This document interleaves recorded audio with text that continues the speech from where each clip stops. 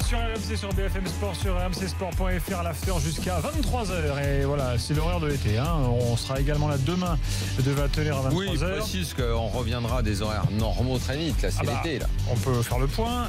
Mercredi, après le match de Nice à Naples. Jeudi, après le match de l'OM à Ljubljana face à Domžale. Et à partir de la semaine prochaine, les horaires habituels, lundi 22h, notamment avec les drôles de l'âme et Simone Rovera qui nous rejoint. Simone, bonsoir. Ciao, buonasera, bonsoir. Il revient de Bretagne. Je reviens de Bretagne. Parce que parfois, il faut regarder pas seulement son championnat. Philippe Auclair, lui, est en Grande-Bretagne. Ah, on est proche. Eh oui. Salut Philippe. C'est exact. Bonsoir Gilbert, bonsoir Daniel, bonsoir Salut François, Philippe. bonsoir Simone, bonsoir à tous et à tous. Ciao. Non, mais, Hello. toi qui es italien, tu étais déjà allé en Bretagne ou c'est la première fois? C'était... quoi cette question? non. C'est pas une destination j'avais- naturelle pour les Italiens? J'avais vu Beaucoup d'Italiens qui vont en Bretagne. première... C'est une région qui plaît, une Ah pays, bon ouais. Non, pas en voyage. J'avais vu Brest PSG la première saison que j'étais en France. 50 là, où mais il j'ai pas fallait en un vacances. jour pour T'es aller pas en allé Bretagne. vacances en famille Fallait en vacances. à Etel. Non. Bah, si t'as un carnet d'adresse à me donner, prochain été, j'irai. Petit voyage à 3. L'été. Non? L'hiver? Non, mais je dois aller en la question. Bretagne. C'est comme si tu Neymar. disais- c'est comme si tu disais à un Français. Regarde, il y a un mec quand même qui vient d'Arras, qui est installé à Madrid depuis 20 ans. C'est comme si tu disais à un Français, est-ce que tu as déjà été en Galice, qui est la Bretagne espagnole? C'est qu'aujourd'hui, quand même, beaucoup de gens se déplacent. Les hein. Français, ils vont, Beaucoup ils de vont, gens les se Français, déplacent. ils vont à Ibiza, Costa Brava, machin. Mais À Barcelone, ils en ont même marre de voir les Français, ils veulent les dégager, les touristes. D'accord, mais ça, tu parles de la majorité. Pays Mais- Basque aussi. Pays Basque aussi. J'ai un copain qui a fait un trek en Galice, là, pendant 3 semaines. Très bien. Bon, ben non, mais Simone était en Bretagne, très bien. Voilà. Bravo Simone. Et après, il a vu la Supercoupe. Yovelas. Et après, il y avait la Supercoupe.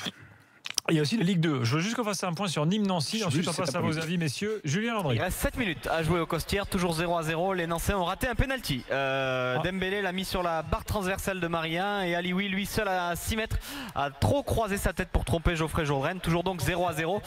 Mais voilà, ça pousse des deux côtés, mais pour le moment, ça ne veut pas réussir. 0-0, 10 minutes à jouer. On va démarrer par l'avis de Philippe, parce que Philippe, il a quand même un championnat qui a démarré. Toi, tu n'as qu'une super coupe, Simonet. Tu sais qu'il a eu de la promo, Philippe. C'est-à-dire Parce qu'avant, il avait que 2 phrases dans EasyJet. Maintenant, j'ai vu que tu en as au moins 4-5. Maintenant, tu fais non. aussi les mesures de sécu. Avant, il faisait juste non, mais les- moi, j'ai toujours entendu faire les mesures de l'accueil et sécu. tout. Non, là, maintenant, il a plus. C'est pas impossible que j'ai plus, en effet. Il a plus. C'est J'ai pas noté impossible. aujourd'hui, je te dis. Il paye pas davantage, je peux vous garantir, Ah, ça, et j'ai je sais aucun pas, droit mais en d'auteur tout cas, sur les vols. Oui, C'est mais alors, dommage. quand tu parce prends que j'aurais dû EasyJet, demander. Quand J'aurais tu dû prends demander. EasyJet, toi, est-ce que tu as droit Non. à avoir un sac un peu Non. plus grand pour aller dans la cabine? Non, Non, même pas. non, T'as absolument. aucun droit j'ai- alors que c'est non, toi la non. voix quelle d'EasyJet. honte. Exactement, c'est la honte. D'ailleurs, Merde, merci de m'y c'est faire fou, penser. Je vais me pencher sur le dossier Ah. de très bonne heure demain matin pour faire cesser ce scandale. Très bien. Jingle, Philippe Auclair, s'il vous plaît. Il a été Pichichi, ou l'équivalent anglais Pichichi. Première journée de Première Ligue avec une avalanche de buts, de renversement de situation. C'était 31 buts, ouais. voilà, autant la Ligue 1 était sympa ce week-end, autant la Première Ligue là, c'était du bonheur. C'était pas mal. Et tu as retenu Manchester, c'est ton avis du soir, on t'écoute. Bah écoute, c'est les deux équipes de Manchester. Gilbert, je te renvoie à ce qu'on disait déjà avec coach et puis dans l'after la semaine passée. Quand on parlait de ce championnat d'Angleterre qui allait commencer, je te disais très clairement que mes favoris pour le titre et les deux équipes que je vais se battre, ce seraient les deux équipes de Manchester. Et ce que j'ai vu ce week-end va complètement dans mon sens. Et abonde également dans le sens où je vois Manchester United gros comme une maison en cette saison, deuxième saison de José Mourinho à Old Trafford.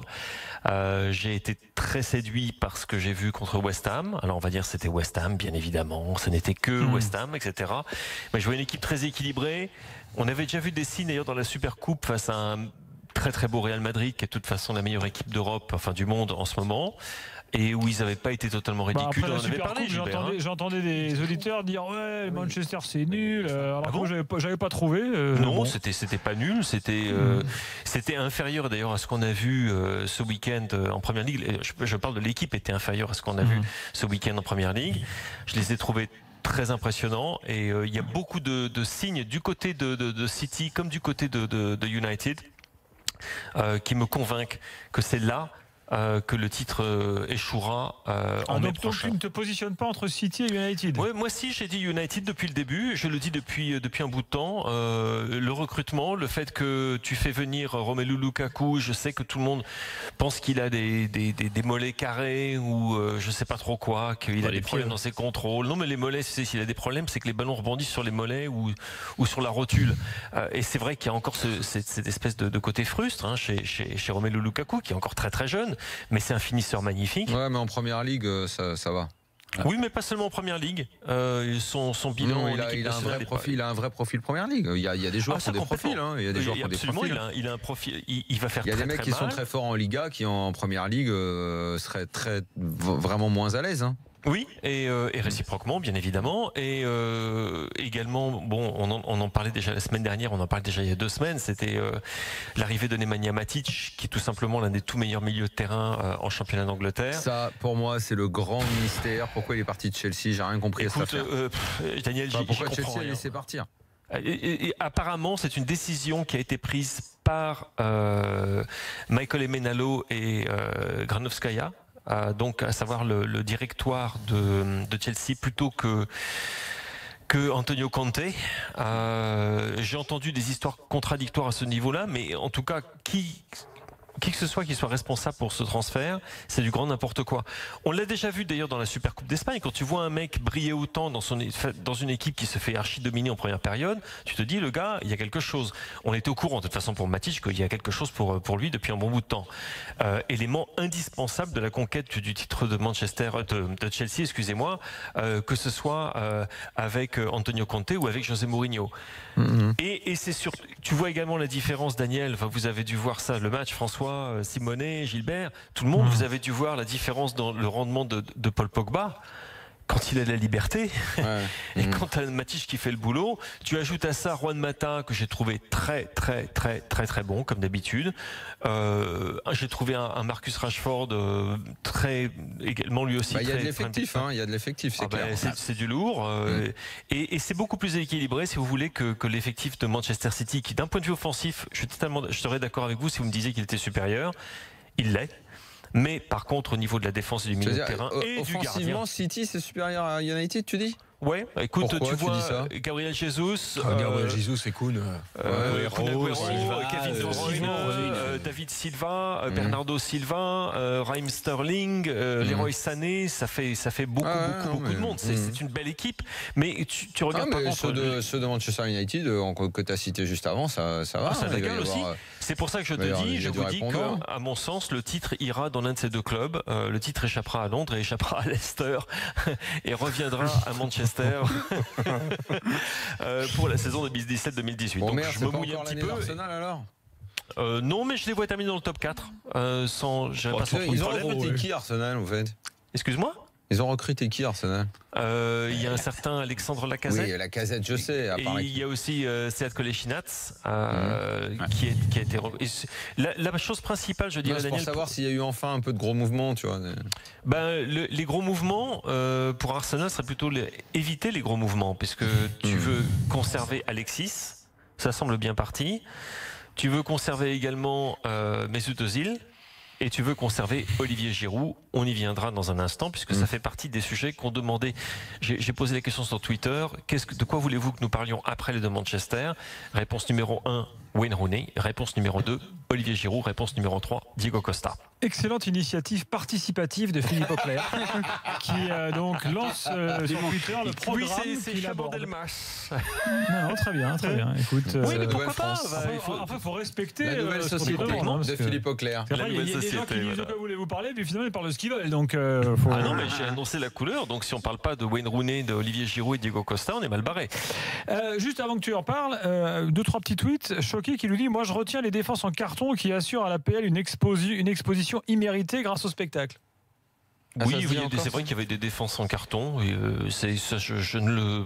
C'est aussi que c'est un football qui n'est pas fermé. C'est aussi que c'est un football où tout le monde joue et que donc forcément les défenses sont plus mises à contribution et ils souffrent plus. Voilà. Et si tu te mets à 8 derrière, tu vas dire que les défenses elles sont pas en carton, que ça défend mieux. Peut-être, mais c'est pas la première ligue n'est plus un championnat. C'est plus du tout comme ça qu'on voit le foot en première ligue. On peut aussi dire que le meilleur que le meilleur attaquant aura toujours le dessus sur le meilleur défenseur. Enfin, toujours.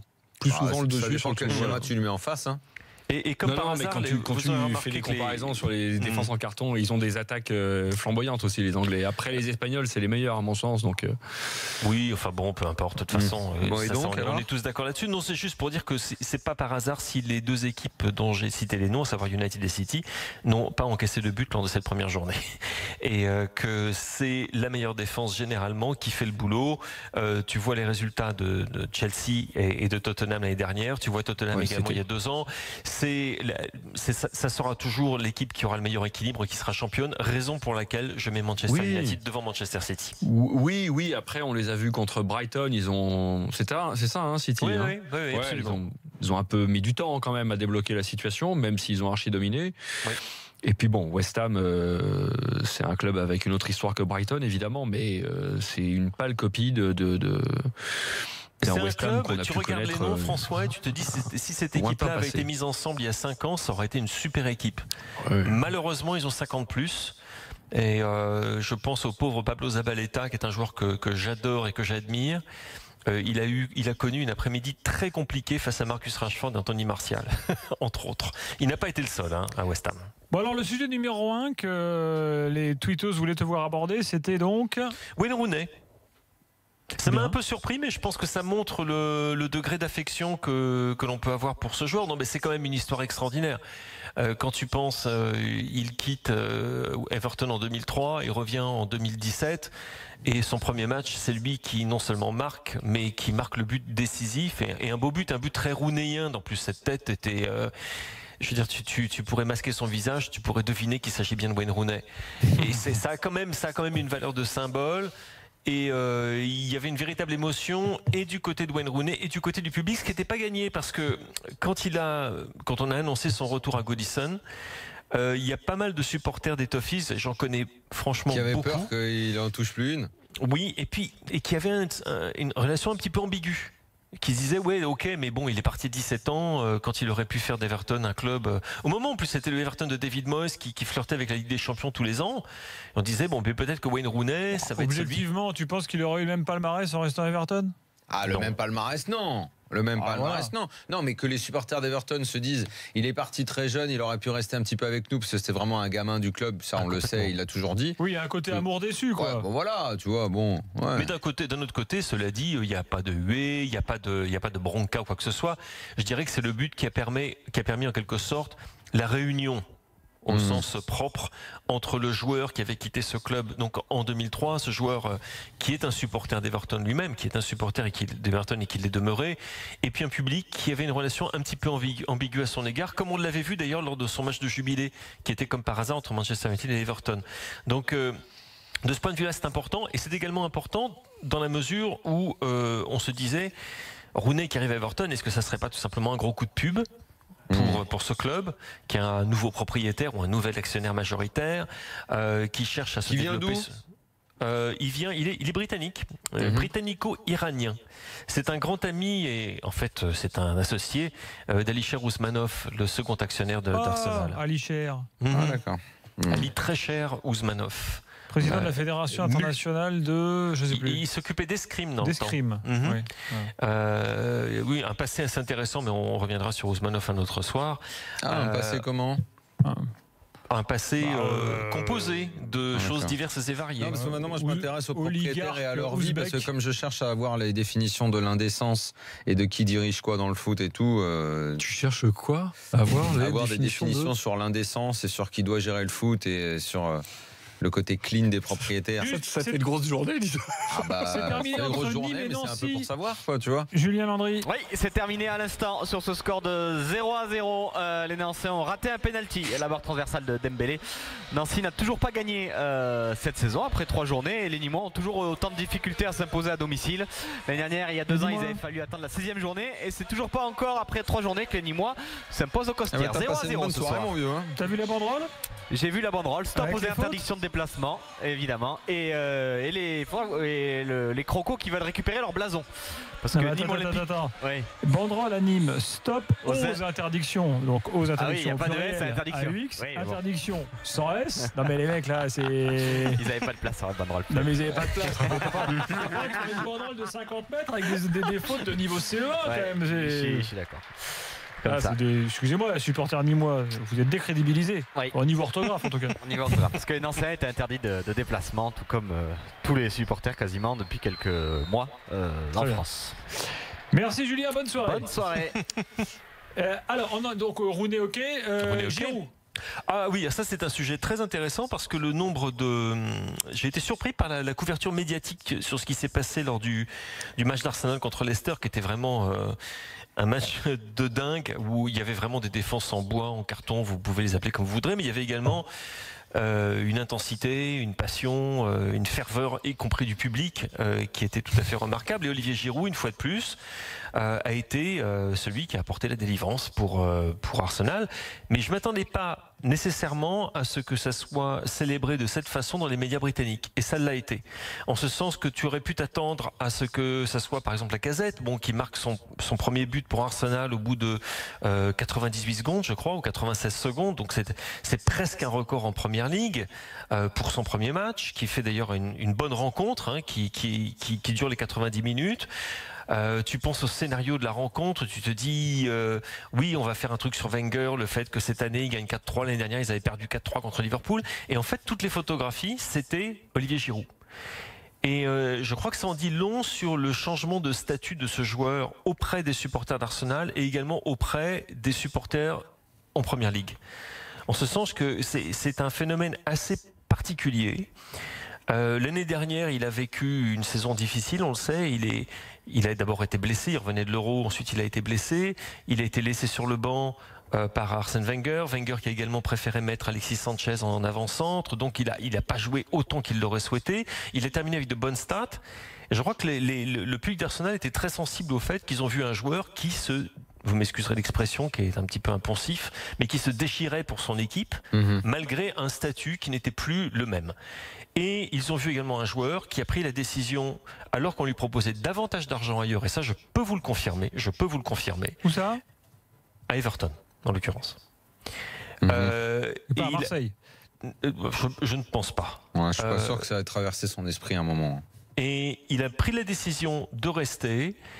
Et je crois que tout le monde a été frappé après la rencontre quand on a entendu Wenger parler de son joueur et du respect qu'il avait pour lui, pour sa décision et de la reconnaissance qu'il avait envers ce joueur. C'est très rare que tu entendes un entraîneur parler comme ça d'un joueur. Et c'est rare de la part de Wenger et lui aussi qui est proche de ses joueurs sans l'être. Et je crois que Giroud, par son attitude, mais également par son efficacité, mais aussi par le fait qu'il a su fermer sa gueule et continuer à bosser, il a gagné un cran de plus dans l'estime et des supporters des Gunners et des supporters dans toute la Première Ligue. Et ça, c'est pas donné à tout le monde, et c'est quelque chose dont on se souviendra. Il n'y a pas beaucoup de footballeurs qui pourront dire ça après la fin de leur carrière. Philippe, on se reparle très vite, bien sûr, très bien dit. De Première Ligue. Je suis d'accord avec ça. Très bien, ta petite consultation participative, là, on pourra le refaire, on va y réfléchir pour la rentrée. Et je m'excuse de ne pas avoir parlé de Diego Costa, mais on n'a pas le temps, on en reparlera plus tard cette semaine. On en a parlé un petit peu sans toi tout à l'heure, à vrai dire. D'accord, on en reparlera. Et puis, juste à dire où il va aller, c'est tout. Alors ça, il va à Atlético. L'Atlético a une interdiction d'homologuer les joueurs, mais pas de les recruter. Donc il va aller à l'Atlético et dès le mois de janvier, il aura le maillot des Colchoneros. Non? Vous n'êtes pas d'accord? Je sais pas, je t'ai posé la question, j'ai eu une réponse, c'est tout. Ah voilà, d'accord. Et puis on n'oublie pas que Liverpool traque le portefeuille. Et ne pas oublier. C'est quoi ce petit. Parce que le portefeuille, il faut qu'il explose bien quand même. Oui, parce que le salaire de Diego Costa. Vous avez vu que ex-Madame McCourt est ambassadrice des Bien États-Unis. Bien sûr, mais c'est Madame l'ambassadrice, évidemment. Ambassadrice ambassadrice des États-Unis en France. L'ex-femme de Monsieur Court. Ah bon. Mais sert-elle des Rocher Ferrero? C'est ça la chose qui m'intéresse. Ah, ça, je n'ai pas été encore invité à l'ambassade des États-Unis. À l'ambassade des J'ai vu États-Unis. la soirée d'ambassadeur avec Ferrero. Trump, quand il est arrivé, il a dit tous les ambassadeurs, vous dégagez. Il a tous dégagé. Vous rentrez. Et donc, il est allé chercher Madame McCourt. Non, mais c'est quand même un truc, au niveau diplomatique, c'est quand même hallucinant. Il a dégagé tous les mecs. Il n'a pas fini de nous Et faire halluciner. il y a certains endroits où il n'a pas encore renommé l'ambassadeur. Donc, non, il y a plein d'endroits où il n'y a pas d'ambassadeur. Ah bon? Ouais, mais où ça? Je pense que ça me plairait d'être. C'est un chouette métier, ambassadeur, non? C'est pas mal. Mais tu fais quoi à part faire des belles soirées, des réceptions? Ah non, ambassadeur, attention, t'as une grosse responsabilité. Ok, que tu sois. T'es invité à voir le match de foot. Qu'est-ce qui l'intéresse, Simone? Tu sois le représentant à l'étranger de ton pays et que ça se comprenne. Mais il y a quand même. Au niveau linguistique, en revanche, il faut que tu bosses un peu, peut-être, non? Bah, ça dépend où. En Italie, toi. Non, je sais pas. Ah, lui. T'as déjà vu l'ambassade d'Italie? Allez, l'ambassade de France à Rome, elle est. Ça va être le plus beau bâtiment. Ouais, c'est le plus beau bâtiment en plus de la ville. Et peut-être la plus belle ambassade de France dans le monde. Tu serais bien. Je peux vous garantir que l'ambassade de France à Londres, dans un pays francophone. Je peux vous garantir que l'ambassade de France à Londres, à Kensington Palace Gardens, c'est pas piqué des hannetons. C'est pas mal du tout. Et alors les jardins qui donnent dans Kensington Gardens, c'est l'ambassade d'Angleterre à Paris. Je suis invité à la réception du 14 juillet, mon gars. Dans le jardin. Extraordinaire. Eh oui. Tu fais ton petit Wimbledon privé. Bon, Philippe, merci. Et peut-être rendez-vous pour un petit débrief de Liverpool après son match contre Hoffenheim qui risque d'être très compliqué. Tout à fait, puisqu'on a de la Coupe d'Europe toute la semaine. Et on va d'ailleurs parler de Naples dans quelques instants, entre autres avec Simonet, puisque Naples-Nice, c'est après-demain. Et l'after revient tout de suite avec l'Italie au programme. Donc, je rappelle les scores vite fait de Ligue 2, notamment ce soir, Lorient bat Châteauroux 3-0, Nîmes-Nancy 0-0, Portugal actuellement, Chavez-Benfica 0-0, c'est quasiment la mi-temps. Et en Turquie, c'est fini. Galatasaray a battu Kayserispor 4-1, avec notamment un but de Gomis. 2 buts de Gomis. Il a marqué le 4e. Allez, à tout de suite.